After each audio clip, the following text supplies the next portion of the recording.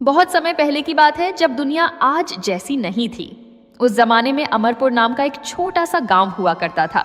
यह गांव न बहुत बड़ा था, न ही बहुत धनी, मगर यहाँ के लोग मेहनती थे, ईमानदार थे और अपने कर्म में विश्वास रखते थे। इसी गांव में दो भाई रहते थे, जिनकी कहानी आज भी लोगों की जुबान पर चढ़ती है। बड़े भाई का नाम था गोपाल। गोपाल का जन्म ही ऐसा हुआ था कि उनकी आंखें रोशनी का एक कतरा भी महसूस नहीं कर सकती थीं। वे पूर्णतः अंधे थे। जन्म से ही उनके नसीब में अंधकार लिखा हुआ था। गोपाल कभी सूरज की लालिमा नहीं देख सके, न ही चांद की चांदनी उनकी आंखों तक पहुंची, न फूलों के रंग, न पक्षियों की रंगीन पंखुड़ियां, न ही अपनी माँ का चेहरा, कुछ भी नहीं। उनकी दुनिया सिर्फ आवाज़ों, खुशबुओं और स्पर्श की दुनिया थी।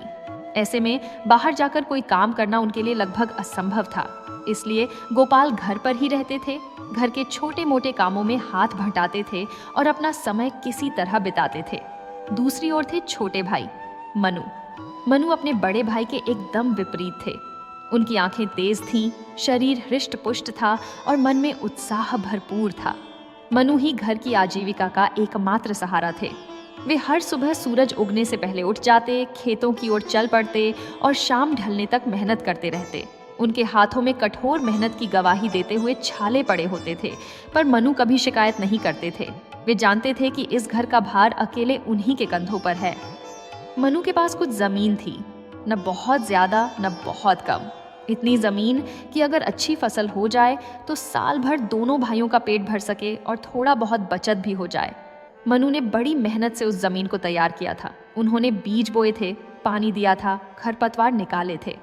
हर रोज वे अपने खेतों का मुआयना करते और फसल को बढ़ते हुए देखकर उनका मन खुशी से भर जाता। वे सोचते, इस बार तो अच्छी फसल होगी, भैया और मैं दोनों आराम से रह पाएंगे। लेकिन किस्मत को शायद कुछ और ही मंजूर था।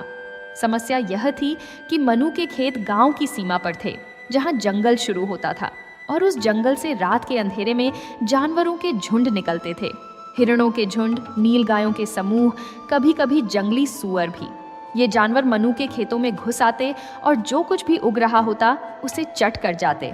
कभी वे फसल को खा जाते, कभी रौंद डालते। सुबह जब मनु खेत पर पहुंचते तो देखते कि रात भर की मेहनत मिट्टी में मिल गई है। ये सिलसिला लगातार चलता रहा। मनु ने कई तरीके आजमाए। उन्होंने खेत के चारों ओर बांध बनाया, पर जानवर उसे तोड़कर निकल जाते।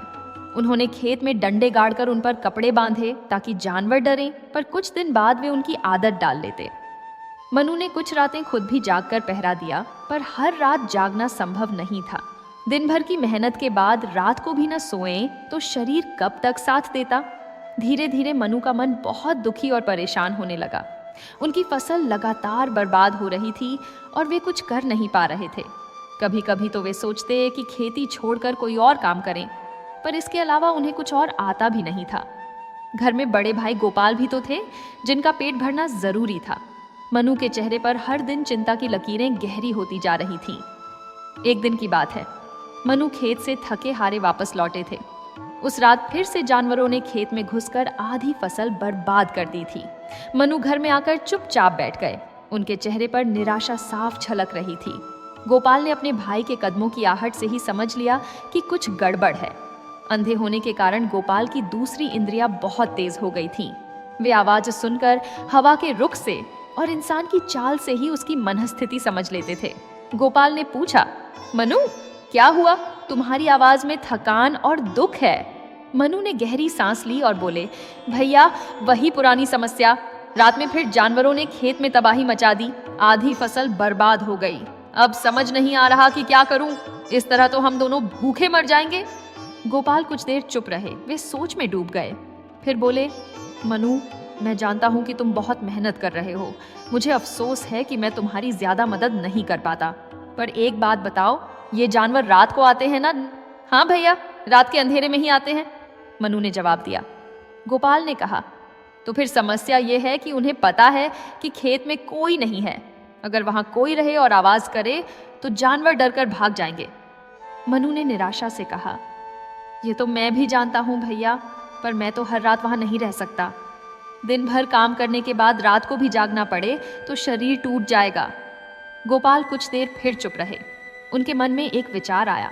फिर उन्होंने कहा, मनु एक तरकीब है। मनु ने जल्दी से पूछा। कैसी तरकीब भैया? गोपाल ने समझाया। देखो मनु, मैं तो देख नहीं सकता, यह सच है, पर मेरी सुनने की शक्ति तुमसे कहीं ज्यादा तेज है। मैं दूर से ही जानवरों की आहट पहचान सकता हूँ। अगर तुम मुझे खेत पर ले जाओ और वहां बैठा दो तो मैं जानवरों की आवाज सुनते ही जोर जोर से चिल्ला दूंगा। जानवर इंसान की आवाज सुनकर डर जाएंगे और भाग जाएंगे। इस तरह तुम्हारी फसल बच जाएगी और तुम्हें रात भर जागने की जरूरत भी नहीं पड़ेगी। मनु के मन में एक आशा की किरण जगी। उन्होंने सोचा, हाँ, यह तो सचमुच अच्छा विचार है। भैया की सुनने की शक्ति तो वाकई बहुत तेज है। घर में ही वे दूर से आवाजें पहचान लेते हैं। अगर वे खेत पर रहें तो जरूर जानवरों को भगा सकते हैं। मनु ने खुशी से कहा, भैया, यह बहुत बढ़िया उपाय है, लेकिन आप रात भर वहां कैसे रहोगे? खुले में ठंड भी लगेगी और बारिश भी हो सकती है। गोपाल मुस्कुराए और बोले, चिंता मत करो मनु, तुम एक छोटी सी झोपड़ी बना देना खेत में, उसी में मैं रहूंगा और यह काम मेरे लिए कोई बोझ नहीं होगा, बल्कि मुझे खुशी होगी कि मैं भी तुम्हारी और इस घर की कुछ मदद कर पाऊंगा। मनु के मन से चिंता का बोझ कुछ हल्का हो गया। पहली बार कई दिनों बाद उनके चेहरे पर मुस्कान आई। उन्होंने सोचा, शायद यही रास्ता है, भैया की मदद से हम अपनी फसल बचा सकते हैं। रात के खाने के समय दोनों भाइयों ने यह योजना बनाई। अगले ही दिन से मनु खेत में एक छोटी सी झोपड़ी बनाने का काम शुरू कर देंगे और जैसे ही झोपड़ी तैयार हो जाएगी, गोपाल वहां जाकर रहने लगेंगे और फसल की रखवाली करेंगे। उस रात मनु को कई दिनों बाद चैन की नींद आई। उनके मन में एक नई उम्मीद जगी थी और गोपाल भी प्रसन्न थे कि अब वे भी अपने परिवार के लिए कुछ कर पाएंगे। भले ही वे अंधे थे, पर उनकी दूसरी शक्तियां उनका साथ देने वाली थीं। यह तो बस शुरुआत थी उस कहानी की, जो आगे चलकर बहुत अद्भुत मोड़ लेने वाली थी। गोपाल को कहाँ पता था कि खेत की रखवाली करते हुए उनकी जिंदगी में ऐसा मोड़ आने वाला है जो उन्हें एक साधारण अंधे व्यक्ति से एक असाधारण ज्ञानी बना देगा। पर वह तो आगे की कहानी है, जिसे हम आने वाले अध्यायों में गिनेंगे। अगली सुबह जब सूरज की पहली किरण अमरपुर गांव में फैली तो मनु पहले से ही जाग चुके थे। उनके मन में एक नया जोश था, एक नई उम्मीद थी। रात को भाई गोपाल के साथ जो योजना बनाई थी उसे अमल में लाने का समय आ गया था। मनु ने जल्दी जल्दी सुबह का नाश्ता किया और अपने औजार उठाए, कुल्हाड़ी, हंसिया, रस्सियां और कुछ बांस की लकड़ियां। फिर वे सीधे अपने खेत की ओर चल पड़े। खेत तक पहुंचते पहुंचते सूरज आसमान में थोड़ा ऊपर चढ़ आया था। मनु ने चारों ओर नजर दौड़ाई और सोचने लगे कि झोपड़ी कहाँ बनाई जाए। उन्होंने सोचा, अगर झोपड़ी खेत के किनारे बनाऊंगा तो दूसरी तरफ से जानवर आ सकते हैं, इसलिए झोपड़ी खेत के ठीक बीचों बीच बनानी चाहिए, जहां से चारों दिशाओं की आवाजें आसानी से सुनाई दें। यह सोचकर मनु ने खेत के बिल्कुल बीच में एक जगह चुनी। वहां की जमीन थोड़ी ऊंची थी, जिससे बारिश का पानी भी नहीं भरता था। मनु ने वहां काम शुरू कर दिया। सबसे पहले उन्होंने 4 मोटे बांस गाड़े, जो झोपड़ी के 4 खंभे बनने वाले थे। फिर उन्होंने और बांस की लकड़ियों को रस्सी से बांधकर एक मजबूत ढांचा तैयार किया। दोपहर होते होते झोपड़ी का ढांचा खड़ा हो गया था। फिर मनु ने खेत के आसपास से घास फूस इकट्ठा किया। पास के जंगल से पत्ते और सूखी टहनियां लाए। इन सबको मिलाकर उन्होंने झोपड़ी की छत बनाई। छत को इस तरह बनाया कि बारिश का पानी भीतर न आए और हवा भी अंदर आती रहे। झोपड़ी छोटी थी, बस इतनी कि एक आदमी आराम से बैठ सके और लेट भी सके। 3 दीवारें मनु ने घास फूस और बांस से बना दी और सामने की तरफ खुला छोड़ दिया, ताकि गोपाल को अंदर बाहर आने में दिक्कत ना हो। शाम होते होते झोपड़ी पूरी तरह से तैयार हो गई। मनु ने अंदर सूखी घास का एक गद्दा बिछा दिया, ताकि गोपाल को बैठने और लेटने में आराम रहे। एक पुराना कंबल भी रख दिया ठंड से बचने के लिए, और पानी पीने के लिए एक मटके का इंतजाम भी कर दिया। सब कुछ देखकर मनु को संतोष हुआ। अब झोपड़ी पूरी तरह रहने लायक थी। अगले दिन सुबह मनु गोपाल को लेकर खेत पर आए। गोपाल मनु का हाथ पकड़कर चल रहे थे।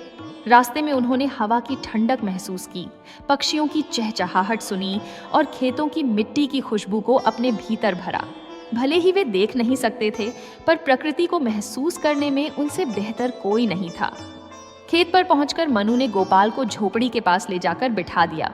फिर उन्होंने समझाया, भैया यह देखो, माफ करना, मेरा मतलब है यह महसूस करो, यह झोपड़ी मैंने आपके लिए बनाई है। यह खेत के ठीक बीच में है। यहाँ से चारों दिशाओं की आवाजें साफ साफ सुनाई देती हैं। गोपाल ने झोपड़ी को हाथों से छूकर देखा। उन्होंने छत को महसूस किया, दीवारों को टटोला, अंदर के गद्दे को परखा। फिर वे मुस्कुराए और बोले, मनु, तुमने बहुत अच्छी झोपड़ी बनाई है। मुझे यहाँ आराम से रहने में कोई दिक्कत नहीं होगी। मनु ने राहत की सांस ली। फिर उन्होंने गोपाल को समझाया, भैया, अब मैं आपको बता देता हूँ कि क्या करना है। जैसे ही आपको किसी जानवर की आहट सुनाई दे, चाहे वह पैरों की आवाज़ हो, चाहे घास को रौंदने की आवाज़ हो, या फिर जानवरों के बोलने की आवाज़, तुरंत ज़ोर ज़ोर से चिल्लाना शुरू कर देना। जितना हो सके उतनी तेज़ आवाज़ में चिल्लाओ ताकि जानवर डर जाएं और भाग जाएं। समझे ना? गोपाल ने सिर हिलाया। हाँ मनु, मैं समझ गया। तुम चिंता मत करो, मैं पूरी रात जागकर खेत की रखवाली करूँगा। मनु ने कहा, भैया, आपको पूरी रात जागने की ज़रूरत नहीं है। बस थोड़ी थोड़ी देर में कान लगाए रखना। अगर कुछ आवाज़ सुनाई दे तो चिल्ला देना। बाकी समय आप आराम कर सकते हैं। गोपाल ने मुस्कुराते हुए कहा, ठीक है, जैसा तुम कहो। अब तुम जाओ, अपने काम करो, यहाँ की चिंता मत करो। मनु ने अपने भाई के कंधे पर हाथ रखा। भैया, अगर कोई दिक्कत हो तो बस चिल्ला देना, मैं गांव में ही रहूँगा। यह कहकर मनु वापस गांव की ओर चल पड़े, पर उनका मन कुछ बेचैन था। वे सोच रहे थे, पता नहीं भैया अकेले वहां रह पाएंगे या नहीं। रात हुई। गोपाल झोपड़ी में बैठे थे। चारों ओर अंधेरा छा गया था, पर गोपाल के लिए तो दिन और रात में कोई फर्क नहीं था। उनके लिए तो हमेशा अंधेरा ही था, पर आज वे अपने काम में लगे थे। वे ध्यान से सुन रहे थे, हर आवाज को, हर सरसराहट को। रात के लगभग 10 बजे होंगे, तभी गोपाल के कानों में एक आवाज आई। कुछ दूरी पर घास रौंदने की आवाज थी, फिर धीमी धीमी पैरों की आवाजें। गोपाल ने तुरंत पहचान लिया, यह हिरणों का झुंड था। वे धीरे धीरे खेत की ओर बढ़ रहे थे। गोपाल ने फौरन गहरी सांस ली और फिर जोर से चिल्लाना शुरू कर दिया, हट जाओ यहाँ से, भागो यहाँ से, हटो हटो हटो। उनकी आवाज रात के सन्नाटे में गूंज उठी। हिरणों ने इंसान की आवाज सुनी तो डर गए और तुरंत वापस जंगल की ओर भागने लगे। गोपाल ने उनके भागने की आवाज सुनी और मुस्कुरा दिए। उनकी योजना काम कर रही थी। रात में 2-3 बार और ऐसा हुआ। कभी नीलगाय आई, कभी कुछ जंगली सुअर खेत के पास आए, पर हर बार गोपाल ने उनकी आहट पाते ही चिल्लाकर उन्हें भगा दिया। कुछ ही रातों में जानवरों को समझ आ गया कि इस खेत में अब कोई इंसान रहता है, और वे धीरे धीरे उस खेत के पास आना कम कर दिया। सुबह जब मनु खेत पर आए तो उन्हें लगा कि फसल सही सलामत है, कोई नुकसान नहीं हुआ था। उनके चेहरे पर खुशी छा गई। उन्होंने गोपाल से पूछा, भैया, रात कैसी रही? कोई परेशानी तो नहीं हुई? गोपाल ने मुस्कुराते हुए कहा, बिल्कुल नहीं मनु, रात में 3-4 बार जानवर आए थे, पर मैंने उन्हें भगा दिया। अब तो लगता है कि वे समझ गए हैं कि यहाँ कोई रहता है। मनु बहुत खुश हुए। उन्होंने कहा, भैया, आप सचमुच कमाल हैं। मैं इतने दिनों से परेशान था और आपने एक ही रात में समस्या सुलझा दी। इस तरह दिन बीतते गए। गोपाल अब खेत के पहरेदार बन चुके थे। दिन में वे थोड़ा आराम करते और रात में सतर्क रहकर खेत की रखवाली करते। उनके तेज कान हर आहट को पकड़ लेते थे। धीरे धीरे जानवरों ने उस खेत की ओर आना लगभग बंद ही कर दिया। उन्हें पता चल गया था कि यहाँ अब सुरक्षा है। मनु की फसलें अब संभलने लगी। जो पौधे पहले रौंदे जा रहे थे, वे अब स्वस्थ तरीके से बढ़ रहे थे। खेत हरा भरा दिखने लगा। मनु को लगने लगा कि इस बार अच्छी फसल होगी। उनके मन से चिंता धीरे धीरे दूर होने लगी। गोपाल को भी इस काम में एक अजीब संतोष मिल रहा था। पहली बार उन्हें लग रहा था कि वे भी कुछ उपयोगी काम कर रहे हैं। वे सिर्फ घर पर बैठे बेकार नहीं हैं, बल्कि अपने परिवार के लिए महत्वपूर्ण योगदान दे रहे हैं। यह सोचकर उनके मन को बहुत शांति मिलती थी। गांव के कुछ लोगों ने यह भी देखा कि मनु के खेत में अब एक झोपड़ी है और वहां गोपाल रहते हैं। कुछ लोगों ने मजाक भी उड़ाया, देखो, अंधे को खेत की रखवाली पर लगा दिया। पर मनु और गोपाल को इन बातों की परवाह नहीं थी। वे जानते थे कि उनकी योजना काम कर रही है। धीरे धीरे गोपाल की समझ और भी गहरी होती गई। वे अब सिर्फ जानवरों की आवाज ही नहीं पहचानते थे, बल्कि हवा की दिशा, पत्तों की सरसराहट, पक्षियों के चहचहाने के तरीके, सब कुछ समझने लगे थे। उन्हें मौसम के बदलाव का भी अनुमान हो जाता था। कभी कभी वे मनु से कहते, आज रात बारिश हो सकती है, और सचमुच बारिश हो जाती। मनु को अपने भाई पर गर्व होने लगा। उन्होंने सोचा, भैया भले ही अंधे हैं, पर उनकी समझ और सूझबूझ किसी से कम नहीं है। और इस तरह दोनों भाइयों का जीवन धीरे धीरे बेहतर होता गया। लेकिन किस्मत ने जो आगे की कहानी लिखी थी, वह इससे भी अद्भुत थी। गोपाल को कहाँ पता था कि उनकी यह छोटी सी ड्यूटी एक दिन उन्हें राजा के दरबार तक पहुंचा देगी। पर वह तो आने वाले अध्याय की बात है। कई सप्ताह बीत गए थे। गोपाल अब खेत की रखवाली में पूरी तरह निपुण हो चुके थे। उनकी दिनचर्या एक लय में बांध गई थी। दिन में वे झोपड़ी में आराम करते, खेत की हवाओं को महसूस करते, पक्षियों के गीत सुनते और रात में सतर्क होकर खेत की रखवाली करते। उनके जीवन में एक नया अर्थ आ गया था। वे अब सिर्फ घर पर निर्भर रहने वाले अंधे व्यक्ति नहीं थे, बल्कि एक जिम्मेदार और काबिल पहरेदार बन चुके थे। मनु की फसलें अब लहलहा रही थीं। सरसों के पीले फूल खिल गए थे, गेहूं की बालियां निकल आई थीं और चने के पौधे भारी हो गए थे। मनु जब भी खेत पर आते तो उनका मन खुशी से भर जाता। वे गोपाल से कहते, भैया इस बार तो बहुत अच्छी फसल होने वाली है। यह सब आपकी वजह से ही संभव हुआ है। गोपाल मुस्कुराते और कहते, मनु यह तो मेरा कर्तव्य है। तुम इतनी मेहनत करते हो तो मुझे भी कुछ तो योगदान देना चाहिए। एक दिन की बात है। दोपहर का समय था। सूरज आसमान में ठीक बीच में चमक रहा था। गोपाल झोपड़ी में बैठे थे। अचानक उन्हें कुछ अजीब आवाजें सुनाई दी। यह आवाजें सामान्य नहीं थीं। कोई जानवर बहुत तेजी से भाग रहा था। उसकी सांसें तेज चल रही थीं और वह घबराया हुआ लग रहा था। फिर उसके पीछे पीछे घोड़ों की टापों की आवाज आई, कुछ लोगों की चिल्लाहट और शिकारी कुत्तों के भौंकने की आवाजें। गोपाल ने समझ लिया कि कोई शिकार चल रहा है। वह जानवर जो भाग रहा है वह बचने की कोशिश कर रहा है और जो उसका पीछा कर रहे हैं वे शिकारी हैं। गोपाल चुपचाप बैठे रहे। वे जानते थे कि शिकार का खेल प्रकृति का हिस्सा है और उन्हें इसमें दखल नहीं देना चाहिए। तभी अचानक वह भागता हुआ जानवर सीधे उनके खेत में घुस आया। गोपाल ने उसके पैरों की आवाज से पहचाना। यह एक हिरणी थी। हिरणी बहुत तेजी से भाग रही थी। वह सीधे खेत के बांध की ओर गई।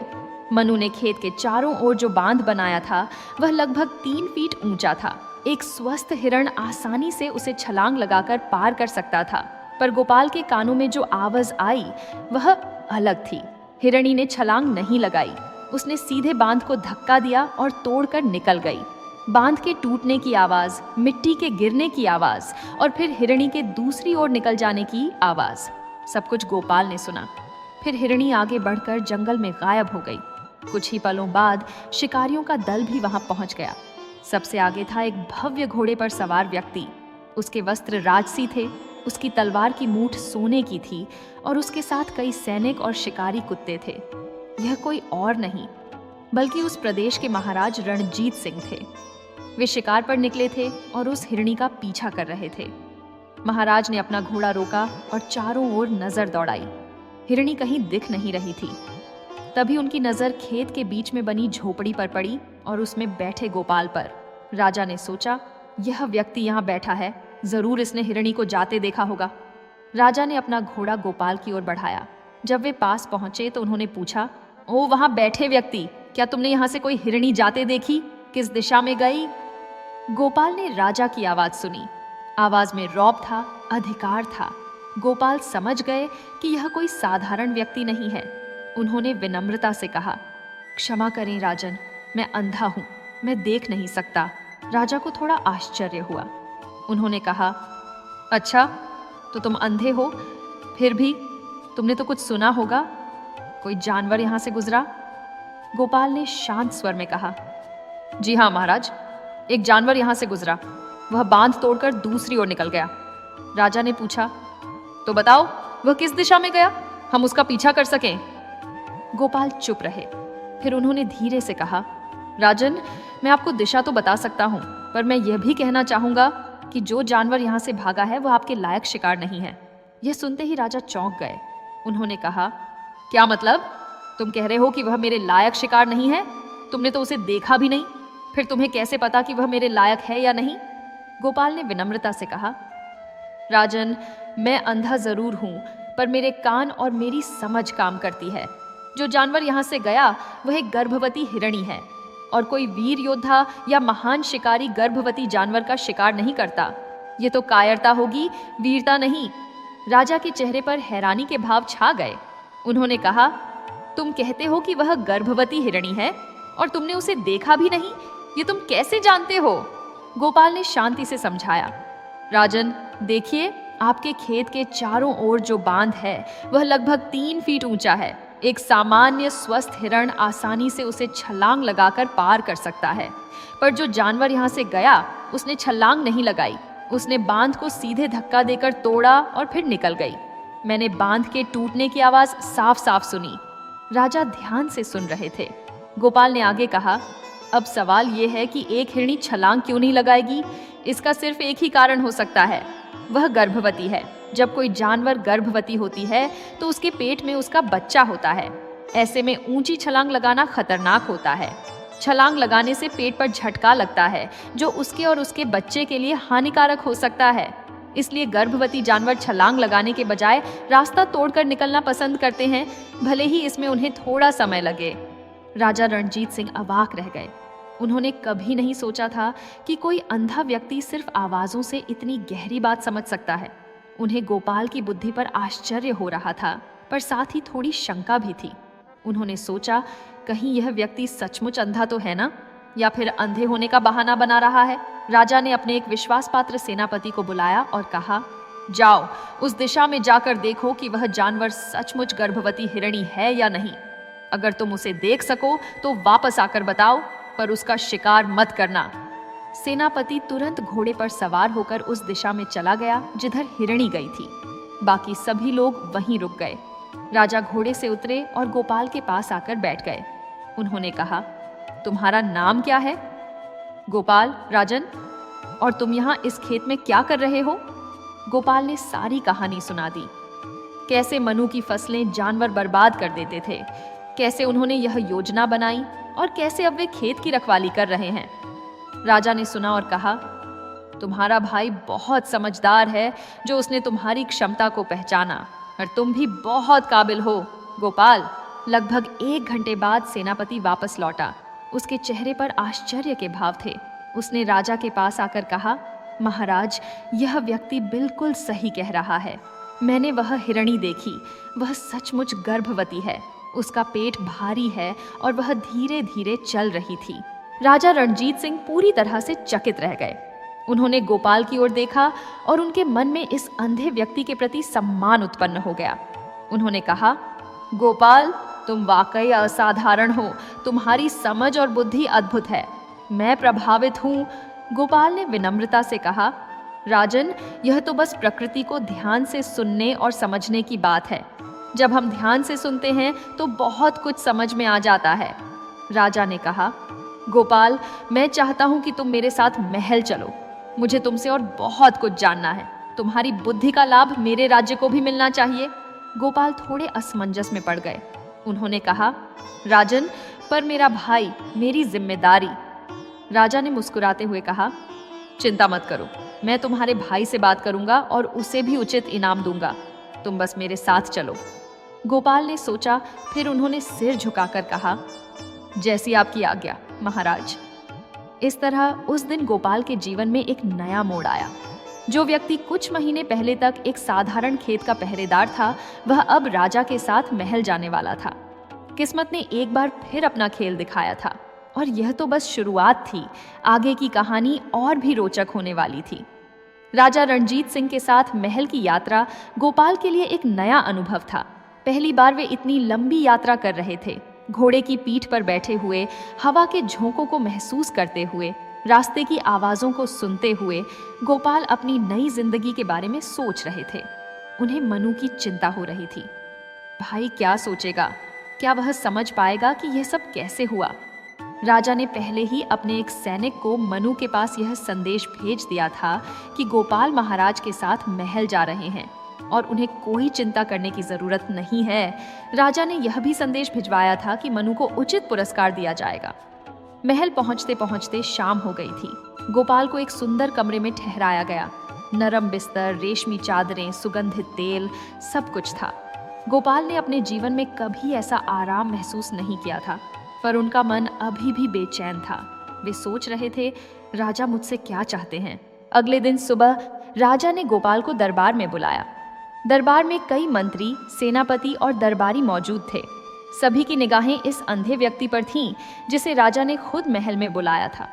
कुछ लोग आश्चर्य में थे, कुछ संदेह में। राजा ने कहा, गोपाल, कल तुमने मुझे अपनी बुद्धि का एक नमूना दिखाया था। तुमने सिर्फ आवाज सुनकर बता दिया कि हिरणी गर्भवती है। मैं चकित रह गया। अब मैं तुम्हारी बुद्धि की और परीक्षा लेना चाहता हूँ। गोपाल ने विनम्रता से कहा। जो आज्ञा महाराज। राजा ने पूछा। बताओ गोपाल, तुम्हें कैसे पता चला कि वह हिरणी गर्भवती थी? और यह भी बताओ कि तुमने कैसे समझा कि वह हिरण नहीं हिरणी थी? तुमने तो उसे देखा नहीं था। दरबार में सन्नाटा छा गया। सभी गोपाल का जवाब सुनने के लिए उत्सुक थे। गोपाल ने शांत स्वर में कहा, महाराज, यह समझना बहुत सरल है, बस ध्यान से सुनने की जरूरत है। पहले तो मैंने जानवर की दौड़ने की आवाज सुनी। हिरण और हिरणी की दौड़ने की आवाज में फर्क होता है। हिरण भारी होते हैं, उनके खुरों की आवाज ज्यादा वजनदार होती है। हिरणी हल्की और फुर्तीली होती हैं, उनके पैरों की आवाज हल्की होती है। मैंने जो आवाज सुनी वह हिरणी की थी। दरबार के लोग आपस में फुसफुसाने लगे।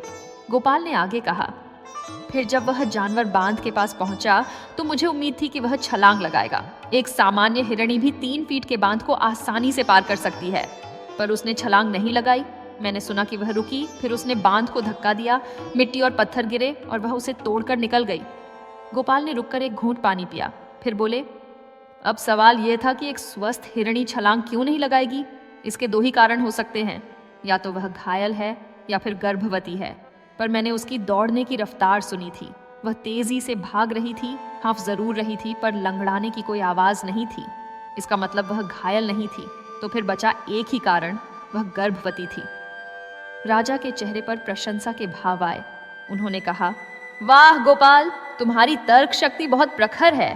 तुमने छोटी छोटी बातों को जोड़कर सच तक पहुंचने का रास्ता खोज लिया। फिर राजा ने अपने मंत्रियों की ओर देखा और कहा, देखा आप सबने, यह है असली बुद्धिमत्ता। गोपाल के पास आंखें नहीं हैं, पर उनके पास समझ है, विवेक है और सबसे बड़ी बात, ध्यान देने की क्षमता है। दरबार के कुछ मंत्री और दरबारी अभी भी संदेह में थे। एक बूढ़े मंत्री ने कहा, महाराज, यह तो हो सकता है कि यह व्यक्ति वाकई चालाक हो, पर कहीं यह धोखा तो नहीं दे रहा? कहीं यह सचमुच अंधा है भी या नहीं? राजा ने कहा, तुम्हारी शंका गलत नहीं है मंत्री जी, चलो हम इसकी भी परीक्षा ले लेते हैं। फिर राजा ने गोपाल से कहा, गोपाल, कुछ लोगों को संदेह है कि तुम सचमुच अंधे हो या नहीं। क्या तुम कोई प्रमाण दे सकते हो? गोपाल मुस्कुराए और बोले, महाराज, मैं समझ सकता हूं कि लोगों को संदेह क्यों है। आप चाहें तो मेरी जांच करवा लें। आप मेरी आंखों के सामने कुछ भी रख दें, मुझे कुछ दिखाई नहीं देगा। राजा ने एक सेवक को बुलाया और कहा, इनकी आंखों के सामने अपनी उंगलियां हिलाओ। सेवक ने वैसा ही किया, पर गोपाल की आंखों में कोई हरकत नहीं हुई। फिर राजा ने तेजी से अपना हाथ गोपाल के चेहरे की ओर बढ़ाया, जैसे मारने के लिए। एक सामान्य व्यक्ति झटके से पीछे हट जाता, पर गोपाल बिल्कुल स्थिर बैठे रहे। उन्हें दिखा ही नहीं तो वे हटते कैसे? दरबार के सभी लोगों को यकीन हो गया कि गोपाल सचमुच अंधे हैं। राजा ने कहा, अब संदेह की कोई बात नहीं रही। गोपाल सचमुच अंधे हैं, पर उनकी बुद्धि किसी भी देखने वाले से तेज है। फिर राजा की आंखों में शरारत चमकी। उन्होंने कहा, गोपाल, अब मैं तुम्हारी एक और परीक्षा लेना चाहता हूँ। यह परीक्षा थोड़ी कठिन है। क्या तुम तैयार हो? गोपाल ने कहा, जी महाराज, मैं तैयार हूँ। राजा ने पूछा, बताओ गोपाल, क्या तुम सिर्फ सुनकर यह भी बता सकते हो कि कोई व्यक्ति सच बोल रहा है या झूठ?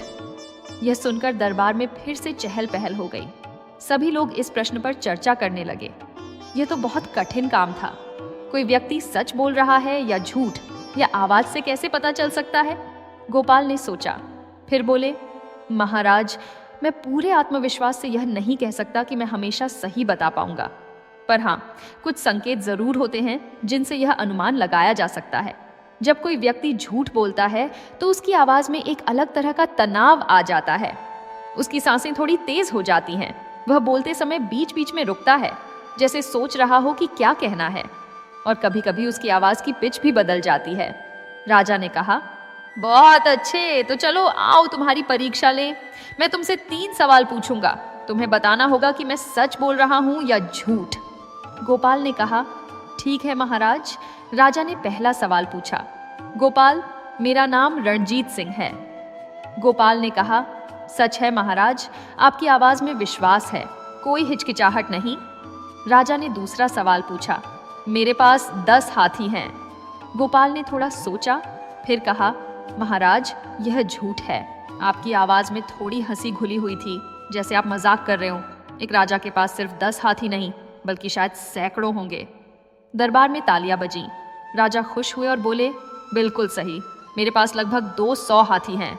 फिर राजा ने तीसरा सवाल पूछा, गोपाल, मैं तुम्हें बहुत बड़ा इनाम दूंगा। गोपाल ने तुरंत कहा, यह सच है महाराज, आपकी आवाज़ में ईमानदारी है। राजा ने कहा, तुम बिल्कुल सही हो गोपाल, मैं तुम्हें ज़रूर इनाम दूंगा। तुम्हारी बुद्धि और तुम्हारी समझ असाधारण है। दरबार के सभी लोग अब गोपाल से प्रभावित हो चुके थे। जो लोग पहले संदेह कर रहे थे, वे भी अब उनकी प्रशंसा कर रहे थे। एक मंत्री ने कहा, महाराज, यह व्यक्ति वाकई अद्भुत है। इसकी बुद्धि का लाभ हमारे राज्य को मिलना चाहिए। राजा ने कहा, बिल्कुल सही कहा गोपाल, आज से तुम मेरे दरबार के विशेष सलाहकार होगे। जब भी मुझे कोई कठिन निर्णय लेना होगा, मैं तुम्हारी सलाह लूंगा। गोपाल ने विनम्रता से कहा, महाराज, यह मेरे लिए बहुत बड़ा सम्मान है। मैं अपनी पूरी क्षमता से आपकी और आपके राज्य की सेवा करूंगा। उस दिन गोपाल का जीवन पूरी तरह बदल गया। जो व्यक्ति कुछ दिन पहले खेत में एक साधारण पहरेदार था, वह अब राजा का विशेष सलाहकार बन चुका था। गोपाल को समझ आ गया कि यह सब भगवान की कृपा और उनकी अपनी मेहनत का फल है। उन्होंने अपनी अंधता को कभी अपनी कमजोरी नहीं बनने दिया, बल्कि अपनी दूसरी इंद्रियों को इतना तेज कर लिया कि वे किसी से भी कम नहीं थे। दरबार से निकलते समय राजा ने गोपाल के कंधे पर हाथ रखा और कहा, गोपाल, तुमने मुझे एक बहुत बड़ी सीख दी है। असली ताकत आंखों में नहीं, बल्कि समझ और विवेक में होती है। तुम मेरे लिए प्रेरणा हो। गोपाल के मन में संतोष था, पर साथ ही एक नई जिम्मेदारी का एहसास भी। उन्हें पता था कि अब उनकी परीक्षाएं और भी कठिन होंगी। राजा उनसे और बड़े बड़े सवालों के जवाब मांगेंगे, पर गोपाल तैयार थे। वे जानते थे कि सच्चाई और ईमानदारी से काम करेंगे तो हर परीक्षा में खरे उतरेंगे। कुछ दिन बीत गए।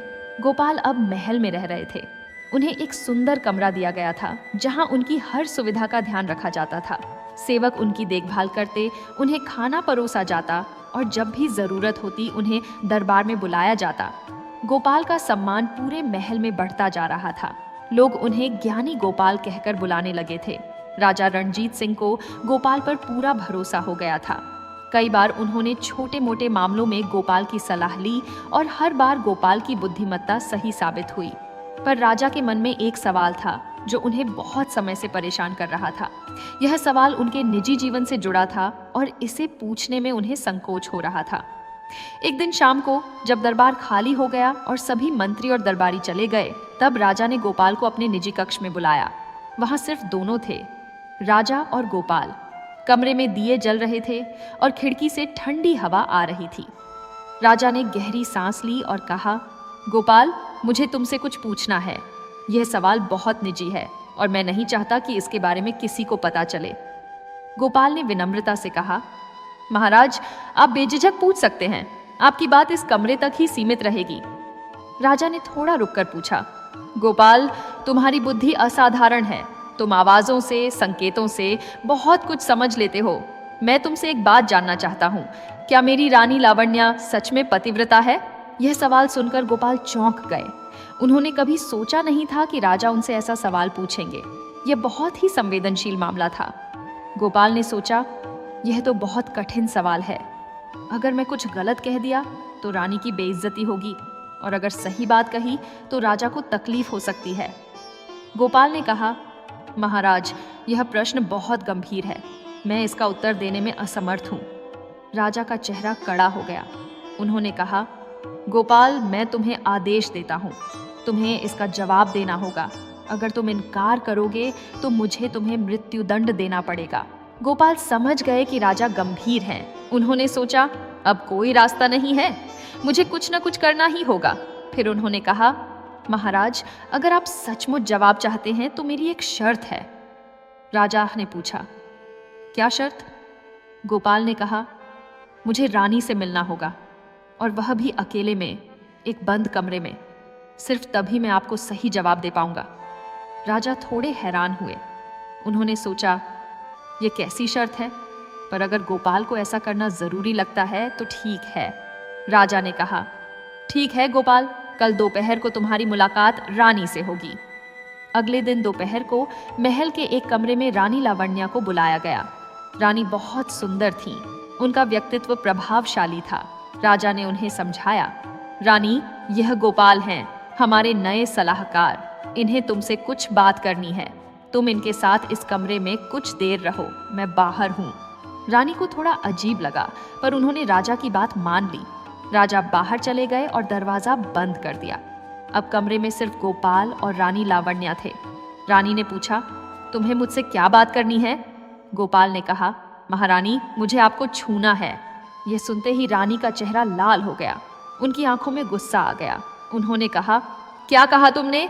तुम्हारी हिम्मत कैसे हुई मुझसे ऐसी बात करने की? गोपाल शांत रहे। उन्होंने फिर कहा, महारानी, मुझे आपको छूना है, यह मेरी परीक्षा है। रानी का गुस्सा और बढ़ गया, वे आग बबूला हो गईं। उन्होंने सोचा, यह अंधा व्यक्ति मुझसे ऐसी बेहुदा बात कर रहा है, मैं इसे सबक सिखाती हूँ। और फिर रानी ने गुस्से में गोपाल की ओर झपट कर उन्हें जोर से धक्का दे दिया। गोपाल लड़खड़ाकर पीछे गिर गए, पर रानी का गुस्सा कम नहीं हुआ। उन्होंने फिर से गोपाल के पास जाकर उन्हें हाथों से मारना शुरू कर दिया। उन्होंने गोपाल के कंधों पर, पीठ पर, सिर पर, जहाँ जहाँ हाथ पहुँचे वहाँ वहाँ मारा। फिर उन्होंने पैर से भी गोपाल को ठोकरें मारी।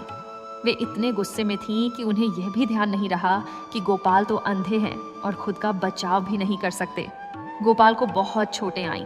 उन्होंने बचने की कोशिश की, पर रानी का गुस्सा इतना तेज था कि वे कुछ नहीं कर सके। कुछ देर बाद जब रानी का गुस्सा थोड़ा शांत हुआ, तब उन्होंने गोपाल को छोड़ा। रानी ने गुस्से से कहा, अब जाओ यहाँ से, और अगर तुमने फिर कभी मुझसे ऐसी बात की तो मैं तुम्हें जान से मार दूंगी। गोपाल किसी तरह उठे, उनके शरीर में दर्द हो रहा था। वे लड़खड़ाते हुए दरवाजे तक पहुंचे और बाहर निकल गए। दरवाजे के बाहर राजा खड़े इंतजार कर रहे थे। उन्होंने गोपाल की हालत देखी। उनके कपड़े फटे हुए थे, बाल बिखरे हुए थे और चेहरे पर चोट के निशान थे। राजा घबरा गए। उन्होंने पूछा, गोपाल, तुम्हें क्या हुआ? यह सब कैसे हुआ? गोपाल ने दर्द सहते हुए कहा, महाराज, रानी ने मुझे मारा है। राजा हैरान रह गए। उन्होंने पूछा, क्यों? ऐसा क्यों हुआ? गोपाल ने कहा, महाराज, मैंने रानी से कहा था कि मुझे उन्हें छूना है। यह सुनकर वे बहुत गुस्सा हो गईं और उन्होंने मुझे पीट दिया। राजा ने कहा, लेकिन तुमने ऐसा क्यों कहा? गोपाल ने कहा, महाराज, यही तो मेरी परीक्षा थी। अब आइए, मैं आपको जवाब देता हूँ। राजा गोपाल को अपने निजी कक्ष में ले गए। वहाँ गोपाल को बैठाया गया और उनकी चोटों पर मरहम लगाया गया। फिर राजा ने पूछा, तो बताओ गोपाल, मेरी रानी पतिव्रता है या नहीं? गोपाल ने गहरी सांस ली और कहा, महाराज, क्षमा करें, पर आपकी रानी पतिव्रता नहीं है। राजा का चेहरा पीला पड़ गया। उन्होंने कहा, क्या? यह तुम क्या कह रहे हो? तुम्हारे पास क्या प्रमाण है? गोपाल ने शांति से समझाया, महाराज, मैंने रानी से सिर्फ इतना कहा था कि मुझे उन्हें छूना है। मैंने वास्तव में उन्हें छुआ नहीं था, लेकिन रानी ने गुस्से में क्या किया, उन्होंने मुझे धक्का दिया, हाथों से मारा, पैरों से ठोकरें मारी, यानी उन्होंने खुद मुझे पूरे शरीर से छू लिया। राजा ने कहा, तो इसमें क्या गलत है? वे तो गुस्से में थीं। गोपाल ने कहा, महाराज, यही तो बात है। एक सच्ची पतिव्रता अपने पति के अलावा किसी और पुरुष को छूती भी नहीं। भले ही वह गुस्से में हो, भले ही वह खुद को बचा रही हो, वह पर पुरुष को हाथ नहीं लगाती। सच्ची पतिव्रता चुपचाप वहां से चली जाती या फिर आवाज देकर मदद बुलाती, पर वह खुद अपने हाथ पैर से किसी और पुरुष को नहीं छूती, यहाँ तक कि गुस्से में भी नहीं। गोपाल ने आगे कहा, मैंने सिर्फ कहा था कि मुझे आपको छूना है। अगर रानी सच्ची पतिव्रता होती तो वे या तो तुरंत कमरे से बाहर निकल जाती या फिर आवाज लगाकर आपको बुला लेती, पर उन्होंने न तो कमरा छोड़ा और न ही आपको बुलाया। इसके बजाय उन्होंने खुद मुझे हाथ पैर से पीटा। इसका मतलब है कि उनके मन में परपुरुष को छूने का संकोच नहीं है। राजा चुप थे। उनके चेहरे पर कई तरह के भाव आ जा रहे थे, दुख, गुस्सा, निराशा। गोपाल ने कहा, महाराज, मुझे यह बात कहने में बहुत दुख हो रहा है, पर आपने सच्चाई जाननी चाहिए थी, इसलिए मैंने बता दी। राजा ने लंबी सांस ली। फिर उन्होंने कहा, गोपाल, तुम्हारी बात में तर्क है, लेकिन यह सच जानकर मुझे बहुत तकलीफ हो रही है। गोपाल ने कहा, महाराज, शायद रानी को यह पता नहीं है कि पतिव्रता धर्म क्या होता है। शायद उन्हें किसी ने यह सिखाया नहीं। आप चाहें तो उन्हें समझा सकते हैं। राजा ने कुछ देर सोचा, फिर कहा, तुम ठीक कह रहे हो गोपाल, मैं रानी से बात करूंगा। उस रात राजा ने बहुत सोचा। उन्हें गोपाल की बुद्धि पर फिर से आश्चर्य हुआ। गोपाल ने इतने चतुराई से रानी की परीक्षा ली थी, और सबसे बड़ी बात यह थी कि गोपाल ने सच बोला, भले ही वह सच कड़वा था। अगले दिन गोपाल को फिर से इनाम दिया गया। राजा ने कहा, गोपाल, तुमने मुझे कड़वा सच बताया, पर तुमने अपना कर्तव्य निभाया। तुम सच्चे सलाहकार हो। इस घटना के बाद पूरे महल में गोपाल की प्रसिद्धि और बढ़ गई। लोग कहने लगे कि गोपाल न सिर्फ बुद्धिमान हैं, बल्कि ईमानदार और निडर भी हैं। वे राजा को भी सच बोलने से नहीं डरते, और यही एक सच्चे सलाहकार का गुण है। रानी की परीक्षा के बाद कुछ दिन बीत गए। राजा रणजीत सिंह के मन में गोपाल के प्रति सम्मान तो बढ़ गया था, पर साथ ही एक अजीब सी बेचैनी भी थी। गोपाल ने जो सच बताया था वह कड़वा था। राजा ने रानी से बात की थी, और रानी ने अपनी गलती स्वीकार कर ली थी। उन्होंने कहा था कि गुस्से में उन्हें अपना धर्म याद नहीं रहा। राजा ने उन्हें माफ कर दिया था, पर मन में एक कसक बनी रही। इन सब बातों के बीच राजा के मन में एक और सवाल उठ रहा था। यह सवाल और भी गहरा था, और इसका संबंध स्वयं राजा की पहचान से था। एक दिन शाम को जब राजा और गोपाल बगीचे में टहल रहे थे, तब राजा ने अचानक पूछा, गोपाल, मुझे तुमसे एक और सवाल पूछना है। गोपाल ने कहा, जी महाराज, पूछिए। राजा ने थोड़ा रुककर पूछा, क्या मैं सच में अपने पिता का बेटा हूँ? यह सवाल सुनकर गोपाल हैरान रह गए। यह तो और भी संवेदनशील सवाल था। गोपाल ने पूछा, महाराज, आपके मन में ऐसा संदेह क्यों आया? राजा ने गहरी सांस ली और कहा, गोपाल, मेरे पिता बहुत उदार थे। वे दानवीर थे, हर जरूरतमंद की मदद करते थे। उनका दरबार हमेशा याचकों से भरा रहता था, और वे किसी को खाली हाथ नहीं लौटाते थे। पर मैं उनकी तरह नहीं हूँ। मुझे दान देने में कष्ट होता है। मैं हर चीज का हिसाब रखता हूँ, खर्च पर नजर रखता हूँ। कई बार मुझे लगता है कि मैं कंजूस हूँ। इसलिए मेरे मन में यह संदेह उठता है कि कहीं मैं वाकई अपने पिता का बेटा तो हूँ ना? गोपाल ने सोचा। फिर उन्होंने कहा, महाराज, ये सवाल बहुत गंभीर है। मुझे इसका जवाब देने के लिए थोड़ा समय चाहिए, और साथ ही मुझे आपकी माताजी से भी मिलना होगा। राजा ने कहा, ठीक है गोपाल, मैं तुम्हें कल सुबह माताजी से मिलवाऊंगा। अगली सुबह गोपाल को राजमाता के कक्ष में ले जाया गया। राजमाता बहुत बुजुर्ग थीं, पर उनका तेज अभी भी बाकी था। उन्होंने गोपाल से पूछा, तुम कौन हो और तुम्हें मुझसे क्या बात करनी है? गोपाल ने विनम्रता से कहा, माताजी, मैं गोपाल हूँ, महाराज का सलाहकार। महाराज ने मुझे आपसे एक सवाल पूछने के लिए भेजा है। राजमाता ने कहा, पूछो। गोपाल ने पूछा, माताजी, क्या महाराज रणजीत सिंह वाकई महाराज के पिता के बेटे हैं? राजमाता का चेहरा कड़ा हो गया। उन्होंने कहा, यह तुम्हारी हिम्मत कैसे हुई ऐसा सवाल पूछने की? यह तो बहुत अपमानजनक सवाल है। गोपाल ने शांति से कहा, माताजी, यह सवाल मेरा नहीं है। यह सवाल स्वयं महाराज का है। उन्हें अपने बारे में संदेह है। राजमाता थोड़ी शांत हुई। फिर उन्होंने कहा, संदेह? कैसा संदेह? गोपाल ने समझाया, महाराज को लगता है कि वे अपने पिता की तरह नहीं हैं। उनके पिता दानवीर थे, उदार थे, पर महाराज को लगता है कि वे कंजूस हैं। इसलिए उन्हें शक है कि कहीं वे अपने पिता के बेटे तो हैं ना? राजमाता की आंखों में आंसू आ गए। उन्होंने कहा, हाँ, रणजीत अपने पिता के ही बेटे हैं, इसमें कोई संदेह नहीं। पर सच यह भी है कि उन पर किसी कंजूस की छाया है। गोपाल चौंक गए। उन्होंने पूछा, कंजूस की छाया? इसका क्या मतलब? राजमाता ने एक लंबी सांस ली और कहानी सुनानी शुरू की। जब मैं रणजीत को गर्भ में लिए हुए थी, तब एक दिन एक साधु हमारे महल में आए। वे भिक्षा मांगने आए थे। उस समय मेरे पति यानी रणजीत के पिता महल में नहीं थे। वे किसी युद्ध में गए हुए थे। महल में मैं अकेली थी और मैं उस साधु को देखने गई। राजमाता ने आगे कहा, साधु बहुत बूढ़े थे, उनके कपड़े फटे हुए थे और वे बहुत थके हुए लग रहे थे। उन्होंने मुझसे भिक्षा मांगी। मैंने उन्हें भोजन दिया, पर वे संतुष्ट नहीं हुए। उन्होंने कुछ सोने के सिक्के मांगे। मुझे लगा कि यह तो लालच है, साधु को सोने की क्या जरूरत, इसलिए मैंने उन्हें सोने के सिक्के देने से मना कर दिया। गोपाल ध्यान से सुन रहे थे। राजमाता की आवाज में दुख था। वे बोली, साधु बहुत दुखी हुए।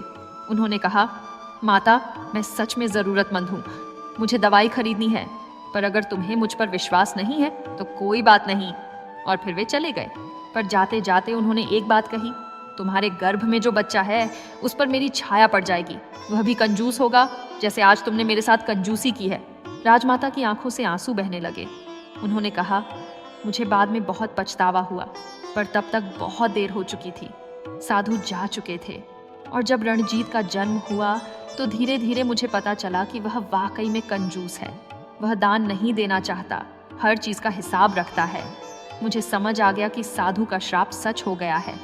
गोपाल ने सब कुछ ध्यान से सुना। फिर उन्होंने राजमाता से कहा, माता जी, धन्यवाद कि आपने सच बताया। अब मैं महाराज को उनका जवाब दे सकता हूँ। गोपाल वापस राजा के पास गए। राजा बेसब्री से इंतजार कर रहे थे। उन्होंने पूछा, क्या पता चला गोपाल, क्या मैं अपने पिता का बेटा हूँ? गोपाल ने कहा, जी हाँ महाराज, आप अपने पिता के ही पुत्र हैं, इसमें कोई संदेह नहीं है। राजा को राहत मिली, पर फिर उन्होंने पूछा, तो फिर मैं अपने पिता की तरह उदार क्यों नहीं हूँ? मैं कंजूस क्यों हूँ? गोपाल ने सारी कहानी सुना दी। कैसे राजमाता ने गर्भावस्था में एक साधु को दान नहीं दिया था और कैसे उस साधु ने श्राप दिया था। राजा सब सुनकर हैरान रह गए। राजा ने कहा, तो मुझ पर किसी कंजूस सेठ की छाया है, यही कारण है कि मैं दान नहीं दे पाता? गोपाल ने कहा, जी महाराज, पर यह सिर्फ एक छाया है, आपका असली स्वभाव नहीं। आप चाहें तो इस छाया को दूर कर सकते हैं। राजा ने पूछा, कैसे? गोपाल ने कहा, महाराज, आपको अपनी माताजी की गलती सुधारनी होगी। आपको खूब दान करना होगा, जरूरतमंदों की मदद करनी होगी। जब आप यह काम मन से करेंगे तो धीरे धीरे यह छाया दूर हो जाएगी। राजा ने गोपाल की बात मानी। उन्होंने उसी दिन से दान करना शुरू कर दिया। पहले थोड़ा थोड़ा, फिर धीरे धीरे ज्यादा। और सचमुच कुछ महीनों बाद राजा को लगने लगा कि उनके मन में बदलाव आ रहा है। अब उन्हें दान देने में खुशी मिलने लगी थी। एक दिन राजा ने गोपाल को फिर से बुलाया। उन्होंने कहा, गोपाल, तुम सचमुच अद्भुत हो। तुमने न सिर्फ मेरे सवालों के जवाब दिए, बल्कि मुझे अपने बारे में जानने का मौका भी दिया। पर एक बात बताओ, तुम कैसे लोगों के मन को पढ़ लेते हो? तुम कैसे समझ जाते हो कि कोई सच बोल रहा है या झूठ? गोपाल मुस्कुराए और कहा, महाराज, यह कोई जादू नहीं है, यह तो बस ध्यान से सुनने और समझने की बात है। राजा ने कहा, मुझे विस्तार से समझाओ गोपाल, मैं भी यह कला सीखना चाहता हूँ। गोपाल ने कहा, ठीक है महाराज, मैं आपको 3 मुख्य बातें बताता हूँ जिनसे आप किसी के मन को समझ सकते हैं। राजा ध्यान से सुनने लगे। गोपाल ने शुरू किया, पहली बात, आंखों की भाषा। महाराज, आंखें झूठ नहीं बोल सकती। जब कोई व्यक्ति झूठ बोलता है तो वह सामने वाले की आंखों में सीधे नहीं देख पाता। उसकी नजरें इधर उधर भटकती रहती हैं। वह नीचे देखता है या फिर दूर कहीं और देखता है। लेकिन जो व्यक्ति सच बोल रहा होता है वह आत्मविश्वास से सामने वाले की आंखों में देखता है। उसकी नजरें स्थिर रहती हैं। गोपाल ने आगे कहा, दूसरी बात, चेहरे के भाव। चेहरा मन का आईना है। जब कोई व्यक्ति खुश होता है तो उसके चेहरे पर अपने आप मुस्कान आ जाती है। जब कोई दुखी होता है तो उसके चेहरे पर उदासी छा जाती है। और जब कोई अपराध बोध महसूस कर रहा होता है तो उसके चेहरे पर तनाव दिखता है। भले ही वह जुबान से कुछ और कहे, पर चेहरा सच बता देता है। राजा ने कहा, यह तो सच है, पर तीसरी बात क्या है? गोपाल ने कहा, तीसरी बात, हाथों और शरीर की हरकतें। जब कोई व्यक्ति घबराया हुआ होता है या झूठ बोल रहा होता है तो उसके हाथ बेचैन हो जाते हैं। वह हाथ मसलता है, उंगलियां चटकाता है या फिर बार बार अपने कपड़ों को छूता रहता है। उसके पैर भी बेचैनी से हिलते रहते हैं। उसका शरीर झुका हुआ होता है जैसे वह डर रहा हो। पर जो व्यक्ति आत्मविश्वास से भरा होता है और सच बोल रहा होता है उसका शरीर सीधा रहता है, उसके हाथ शांत रहते हैं। राजा ने कहा, वाह गोपाल, ये तो बहुत उपयोगी ज्ञान है। लेकिन एक बात बताओ, तुम तो अंधे हो, तुम आंखों की भाषा और चेहरे के भाव कैसे समझते हो? गोपाल ने कहा, महाराज, आप सही कह रहे हैं। मैं आंखों और चेहरे को देख नहीं सकता, इसलिए मैं आवाज और शरीर की हरकतों से मन पढ़ता हूँ। आवाज में भी बहुत कुछ छिपा होता है, तनाव, डर, खुशी, दुख, सब कुछ। और जब कोई हिलता डुलता है तो उसकी आवाज भी आती है। मैं उन आवाजों से समझ लेता हूँ कि वह व्यक्ति क्या महसूस कर रहा है। राजा चकित रह गए। उन्होंने कहा, गोपाल, तुम वाकई महान हो। तुमने अपनी कमी को अपनी ताकत बना लिया है। तुम मेरे लिए प्रेरणा हो। उस दिन राजा ने गोपाल को एक बड़ा इनाम दिया और उन्हें अपना मुख्य सलाहकार बना दिया। गोपाल की प्रसिद्धि अब पूरे राज्य में फैल गई थी। लोग कहने लगे कि अंधा गोपाल देखने वालों से भी ज्यादा देख लेता है। गोपाल की प्रसिद्धि अब सिर्फ महल तक सीमित नहीं रही थी, पूरे राज्य में उनकी कहानियां फैल चुकी थीं। लोग कहते थे कि अमरपुर गांव का वह अंधा व्यक्ति जो कभी खेतों में पहरेदारी करता था, अब राजा का सबसे विश्वास पात्र सलाहकार बन गया है। दूर दूर से लोग गोपाल से मिलने आने लगे थे। कुछ अपनी समस्याओं का समाधान पूछने आते, तो कुछ बस उनकी बुद्धिमत्ता का अनुभव लेने। एक दिन दरबार में कई नए आगंतुक आए थे। उनमें से कुछ पड़ोसी राज्यों के दूत थे, कुछ व्यापारी थे और कुछ विद्यार्थी भी थे जो ज्ञान की खोज में निकले थे। राजा रणजीत सिंह ने सबका स्वागत किया और फिर गोपाल को दरबार में बुलाया। राजा ने कहा, आदरणीय अतिथिगण, मैं आपको अपने विशेष सलाहकार गोपाल से मिलवाना चाहता हूँ। ये वही ज्ञानी हैं जिनके बारे में आपने सुना होगा। गोपाल विनम्रता से दरबार में आए। उनकी चाल में अब एक अजीब आत्मविश्वास था। भले ही वे अंधे थे, पर उनकी उपस्थिति में एक तेज था जो सबको महसूस होता था। दूतों में से एक बूढ़े विद्वान ने पूछा, गोपाल जी, हमने सुना है कि आप लोगों के मन को पढ़ सकते हैं, क्या यह सच है? गोपाल ने मुस्कुराते हुए कहा, श्रीमान, मैं कोई जादूगर नहीं हूं। मैं सिर्फ ध्यान से सुनता हूं और समझने की कोशिश करता हूं। हर व्यक्ति अपने मन की बात अनजाने में ही बता देता है, अपनी आवाज से, अपनी हरकतों से। एक युवा विद्यार्थी ने पूछा, पर हम सामान्य लोग ये कैसे सीख सकते हैं? हमारे पास तो आपकी जैसी विशेष शक्तियां नहीं हैं। गोपाल ने कहा, बेटा, मेरे पास कोई विशेष शक्ति नहीं है। मैं तो अंधा हूँ, यह मेरी कमी है, पर मैंने इस कमी को अपनी ताकत बना लिया है। और आप सब जो देख सकते हैं, आपके पास मुझसे कहीं ज्यादा साधन हैं लोगों को समझने के। राजा ने कहा, गोपाल, क्यों ना आप इन सबको विस्तार से समझाएं? कल आपने मुझे 3 बातें बताई थीं, आंखों की भाषा, चेहरे के ये भाव और शरीर की हरकतें। आज इन्हें भी वही ज्ञान दीजिए। गोपाल ने सिर झुकाया और कहा, जैसी आपकी आज्ञा महाराज। फिर उन्होंने सभी की ओर मुखातिब होकर कहना शुरू किया। देखिए, गोपाल ने शुरू किया, मनुष्य एक अद्भुत प्राणी है। हम जुबान से तो कुछ भी कह सकते हैं, सच या झूठ जो चाहें, पर हमारा शरीर, हमारा चेहरा, हमारी आंखें, ये सब हमारे मन की सच्चाई बोल देते हैं। भले ही हम चाहकर भी इन्हें पूरी तरह नियंत्रित नहीं कर सकते। इसलिए अगर हम इन संकेतों को समझना सीख जाएं, तो हम किसी के मन की दिशा समझ सकते हैं। दरबार में सन्नाटा था, सभी ध्यान से सुन रहे थे। गोपाल ने आगे कहा, पहली और सबसे महत्वपूर्ण बात है आंखों की भाषा। कहा जाता है कि आंखें आत्मा की खिड़कियां हैं, और यह बिल्कुल सच है। जब कोई व्यक्ति आपसे बात कर रहा हो, तो सबसे पहले उसकी आंखों को देखिए। एक व्यापारी ने पूछा, पर आंखों में क्या देखना चाहिए? गोपाल ने समझाया, देखिए कि वह व्यक्ति आपकी आंखों में सीधे देख रहा है या नहीं। जो व्यक्ति सच बोलता है, उसमें आत्मविश्वास होता है। वह आपकी आंखों में देखकर बात करता है, उसकी नज़र स्थिर रहती है। पर जो झूठ बोलता है, वह आपकी आंखों में सीधे नहीं देख पाता। उसे लगता है कि अगर वह आपकी आंखों में देखेगा तो आप उसका झूठ पकड़ लेंगे, इसलिए वह इधर उधर देखता है, नीचे देखता है, या फिर बार बार अपनी नज़र हटाता रहता है। गोपाल ने रुककर पानी पिया, फिर बोले, और एक बात, जब कोई झूठ बोलता है तो उसकी पलकें जल्दी जल्दी झपकने लगती हैं। यह घबराहट का संकेत है। साथ ही उसकी आंखों की पुतलियां भी फैल जाती हैं। ये सब बहुत छोटे संकेत हैं, पर अगर आप ध्यान से देखें तो पकड़ में आ जाते हैं। एक युवा दरबारी ने पूछा, गोपाल जी, क्या हर बार जो व्यक्ति आंख नहीं मिलाता वह झूठा ही होता है? गोपाल ने कहा, नहीं बेटा, ये जरूरी नहीं। कुछ लोग स्वभाव से ही शर्मीले होते हैं। वे सच बोलते हुए भी आंख नहीं मिला पाते। इसलिए सिर्फ एक संकेत से निर्णय नहीं लेना चाहिए, हमें कई संकेतों को मिलाकर देखना चाहिए, तभी सही निष्कर्ष निकलता है। राजा ने कहा, बहुत अच्छे, अब दूसरी बात बताइए, चेहरे के भाव। गोपाल ने कहा, जी महाराज, चेहरा मन का आईना है। हमारे चेहरे पर लगभग 30 से ज्यादा मांसपेशियां होती हैं, और ये सब मिलकर हजारों तरह के भाव बना सकती हैं। जब हम खुश होते हैं तो हमारे होंठ अपने आप मुस्कुरा उठते हैं, हमारी आंखों के आसपास की मांसपेशियां सिकुड़ती हैं और आंखों में चमक आ जाती है। जब हम दुखी होते हैं तो हमारे होंठ नीचे की ओर मुड़ जाते हैं, माथे पर सिकुड़न आ जाती है। गोपाल ने आगे समझाया, पर सबसे महत्वपूर्ण है, सच्ची भावनाओं और नकली भावनाओं में फर्क समझना। अगर कोई व्यक्ति नकली मुस्कान दे रहा है तो सिर्फ उसके होंठ मुस्कुराएंगे, पर उसकी आंखों में वह चमक नहीं होगी। असली मुस्कान में पूरा चेहरा खिल उठता है, आंखें, गाल, सब कुछ। एक बूढ़े मंत्री ने पूछा। और अगर कोई अपराध बोध महसूस कर रहा हो तो?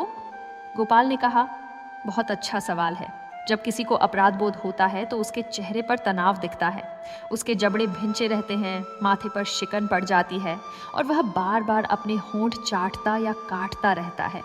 कभी कभी उसके गाल लाल हो जाते हैं, जैसे वह शर्मिंदा हो। ये सब संकेत बताते हैं कि वह व्यक्ति भीतर से परेशान है। दरबार के लोग आपस में धीमी आवाज में चर्चा करने लगे। सबको यह ज्ञान बहुत रोचक लग रहा था। राजा ने कहा, शांति, अब तीसरी बात सुनिए। गोपाल ने कहा, तीसरी और अंतिम बात है हाथों और शरीर की हरकतें। यह भी बहुत महत्वपूर्ण है। हमारा शरीर हमारे मन की भाषा बोलता है, भले ही हम चाहकर भी उसे रोक नहीं सकते। गोपाल ने विस्तार से समझाया। जब कोई व्यक्ति घबराया हुआ होता है या झूठ बोल रहा होता है तो उसके हाथ बेचैन हो जाते हैं। वह अपने हाथ मसलता रहता है, उंगलियां चटकाता है या फिर बार बार अपने कपड़ों को सही करता रहता है। कुछ लोग अपनी नाक या कान छूते रहते हैं या फिर अपने बालों में हाथ फेरते रहते हैं। ये सब संकेत हैं कि वह व्यक्ति असहज महसूस कर रहा है। एक व्यापारी ने पूछा, और पैरों की हरकतों से क्या पता चलता है? गोपाल ने कहा, बहुत अच्छा सवाल। पैर भी बहुत कुछ बता देते हैं। जब कोई घबराया हुआ होता है तो उसके पैर बेचैनी से हिलते रहते हैं। वह बार बार अपनी स्थिति बदलता रहता है। कभी वह एक पैर से वजन लेता है तो कभी दूसरे पैर से। ऐसा लगता है जैसे वह वहां से भागना चाहता है। गोपाल ने आगे कहा, और शरीर की मुद्रा भी बहुत महत्वपूर्ण है। जो व्यक्ति आत्मविश्वास से भरा होता है और सच बोल रहा होता है, वह सीधा खड़ा रहता है। उसकी छाती चौड़ी होती है, कंधे पीछे होते हैं और सिर ऊंचा होता है। पर जो व्यक्ति झूठ बोल रहा होता है या कुछ छुपा रहा होता है, उसका शरीर झुका हुआ होता है। वह अपने कंधे सिकोड़ कर रखता है, जैसे खुद को छोटा बनाने की कोशिश कर रहा हो। राजा ने कहा, गोपाल, तुमने तो पूरा विज्ञान समझा दिया, पर एक बात बताओ, क्या हर व्यक्ति इन संकेतों को समझ सकता है? गोपाल ने कहा, महाराज, हर व्यक्ति में यह क्षमता है, पर इसके लिए 3 चीजें जरूरी हैं। पहली, ध्यान। आपको सामने वाले व्यक्ति पर पूरा ध्यान देना होगा। अगर आप खुद अपने विचारों में खोए रहेंगे तो कुछ नहीं समझ पाएंगे। दूसरी, धैर्य। तुरंत निष्कर्ष पर मत पहुंचिए। सभी संकेतों को ध्यान से देखिए, फिर समझिए। और तीसरी, अभ्यास। जितना ज्यादा आप अभ्यास करेंगे उतना बेहतर आप समझने लगेंगे। एक युवा विद्यार्थी ने उत्साह से पूछा, गोपाल जी, क्या हम भी यह सब सीख सकते हैं? गोपाल ने मुस्कुराते हुए कहा, बेटा, बिल्कुल। मैं अंधा हूँ, फिर भी मैंने आवाजों से ये सब समझना सीख लिया। तुम सब जो देख सकते हो, तुम्हारे लिए तो यह और भी आसान है। बस जरूरत है तो सिर्फ अपने मन को शांत करने की, ध्यान देने की और नियमित अभ्यास करने की। गोपाल ने अंत में कहा, और एक बात याद रखिए, यह ज्ञान किसी को नुकसान पहुंचाने के लिए नहीं, बल्कि लोगों को बेहतर तरीके से समझने के लिए है। जब हम दूसरों को समझते हैं तो हम उनसे बेहतर संबंध बना सकते हैं, हम उनकी मदद कर सकते हैं। यही इस ज्ञान का असली उद्देश्य है। पूरे दरबार में तालियां गूंज उठी। सभी गोपाल के ज्ञान से प्रभावित थे। राजा रणजीत सिंह ने कहा, गोपाल, तुमने आज सबको बहुत बड़ी सीख दी है। यह ज्ञान अनमोल है। उस दिन के बाद गोपाल की प्रसिद्धि और भी फैल गई। दूर दूर से लोग उनसे मिलने आने लगे, उनका ज्ञान सीखने आने लगे। और गोपाल हर किसी को विनम्रता से सिखाते, क्योंकि वे जानते थे कि असली ज्ञान वही है जो बांटने से बढ़ता है। पर कहानी यहीं खत्म नहीं होती। गोपाल की यात्रा अभी और आगे जानी थी और उन्हें अभी और भी कई लोगों से मिलना था जो उनसे बहुत कुछ सीखने वाले थे। समय बीतता गया। गोपाल की कहानी एक राज्य से दूसरे राज्य तक फैलती गई। लोग उनके बारे में बातें करते, कैसे एक अंधे व्यक्ति ने अपनी बुद्धि से राजा का विश्वास पात्र बनकर दिखाया। यदि आपको यह कहानी पसंद आई हो तो कृपया वीडियो को लाइक करें, चैनल को सब्सक्राइब करें और अपनी राय कमेंट में अवश्य दें।